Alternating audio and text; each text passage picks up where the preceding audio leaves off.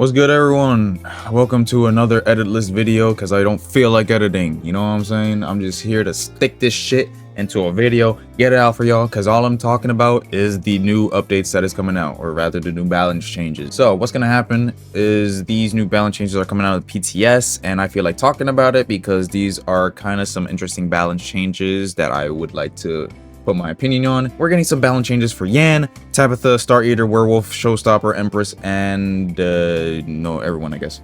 So first things first is Yan is getting a boost in repair. Is now going up to two, and they're expanding her tracker radius with an XP gain that is going to be increased. This is a good buff. Now I know y'all guys have seen this my tier list come out a while back, like a couple days before this video. I stated that Yan's buff, like this buff, was not really good due to her repair being niche. Her buff repair being niche and her tracker being not as good. They are expanding the radius. I think 2-stud radius is pretty niche. Honestly, I feel like it should be bigger, like at least 40. I don't think they're gonna be able to do that. So for this little buff, it's cool. But the bigger buff is her repair being up to 10 whenever she's throwing down repair. That makes her just a looper with 6-6 stats. I mean, a gen rusher with 6-6 stats. This is actually kind of good. This is pretty good. Because depending on how you play Yan, you could just drop it wherever and then you have 10 repair for the rest of the game. It is not bad, honestly. You can bring Yan now instead of bringing someone like Korra, Gab, and you'll have 6-6, which I don't know if you would want 6-6 over actual like 5 stamina, because that's still a thing. This repair buff is pretty good. For Tabitha, her detection length is being up. It is it's just there. It's a buff if you play Tabitha. I don't play Tabitha. I don't think anyone I know plays Tabitha, but if you do, congratulations, you got a buff for 6 seconds more detection. All right. Star Eater buff. Oh, this buff is gonna be crazy. This buff is going to be crazy. This ability cooldown for placing teleport orbs or star, whatever the fuck you want to call it. Wormholes. Yeah, wormholes. My bad. That's the correct thing. It's gonna be buffed to 7 seconds. This is huge. This is huge. They said putting more pressure on their ability, allowing them to better control loops. Yeah, this is gonna be crazy. This is gonna be fucking crazy. Star Eater being able to set wormholes more often, because I remember him back in PTS, he was really good at loops way more than he is now, because he was able to put down orbs very fast. It was like 5-second cooldown, but they're buffing it down to 7 seconds after it being for 15 seconds for so long. Now, I'm pretty sure people have already, you know, adjusted to this, but this is going to allow them to be more oppressive during chase. This is going to be dangerous. This is going to be very dangerous, because for the person that's being chased, if you are stuck in a room, you're fucked. If you're a person trying to get them out of a loop because you're, like, you know, getting rid of wormholes, you're fucked, because he could place more, and that's more you have to get rid of, and that's more risk because he could literally teleport back and kill you. This is gonna be a lot. He's gonna have way more chase pressure. This is a very good buff. Werewolf. New fire rage timer no longer goes decrease while stunned. Now, I remember there's a lot of people debating if this was a buff or a nerf. This is a buff. All right, this is a buff. Let me explain why. I don't know why they're adding this. I don't think they needed it, but I feel like they're doing this for the baby players, because, you know, Daybreak has baby players that, oh, they want to play werewolf, but then they get stunned and then they can't play the game. Get better. That's my opinion. Get better. But this buff, it kind of like neutral. It kind of makes it neutral, you know. Yes, you stun. Yes, you gain distance, but he doesn't lose time. That means it doesn't really matter if you stun or not. Like, Elijah players are not gonna be able to gain any, you know. It's just reverting the game back to neutral.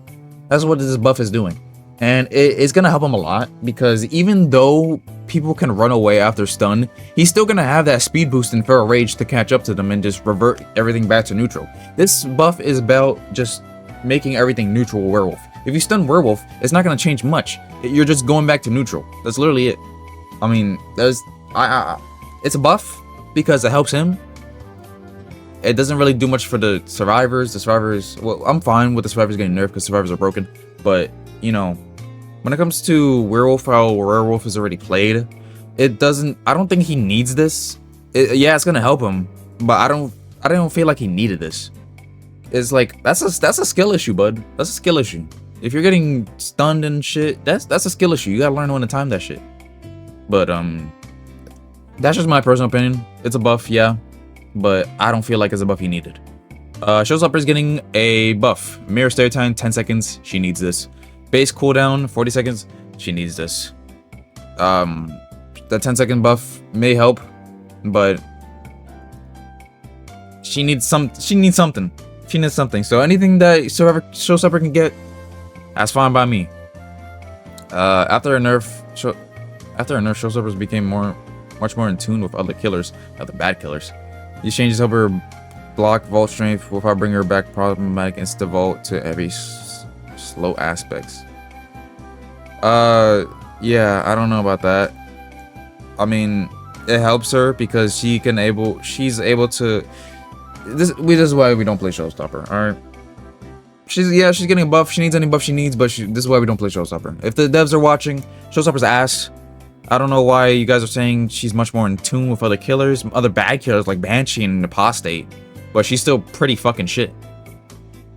She's one of the worst killers in the game, so I guess if that's what you mean.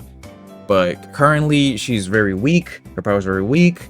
Please just get rid of her rise up thing. If you get rid of that, she's gonna be good. All right, because now, you know, it's gonna have to force survivors to guess. It's a 50-50 on vaulting. That's good. That's good pressure. That's good pressure that she needs. That's good pressure that she needs. But that whole slow up vault cooldown, it doesn't matter if you add 10 seconds. It doesn't really matter if you add 10 seconds because they could just vault over it before she throws it down. Or if she throws it down, they just skip vault. But any buff that she can get, I'm fine with. All right. And Empress Dash is getting a delay from 1 second to 2 seconds. This is good. Because Empress is fucking broken. Empress is broken as shit.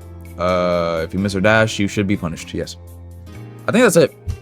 Let me check the devlog. Yeah, there's new survivors coming out.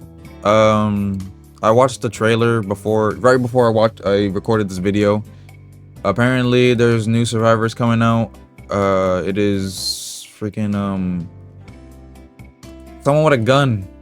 I think they're another gun survivor, right? Because in the fucking trailer, they killed a rat. They literally fucking killed a rat. So I don't know. But yeah, that's gonna be it for this little short video. If you guys hold on, let me just cover this. Okay. If you guys did enjoy this video, please leave a like, subscribe. Hey, updates come out, I'll talk about it. It's just a short little video so I could put something out, you know. I got a horror game coming out, so don't worry. Yeah. Alright, take care, everyone.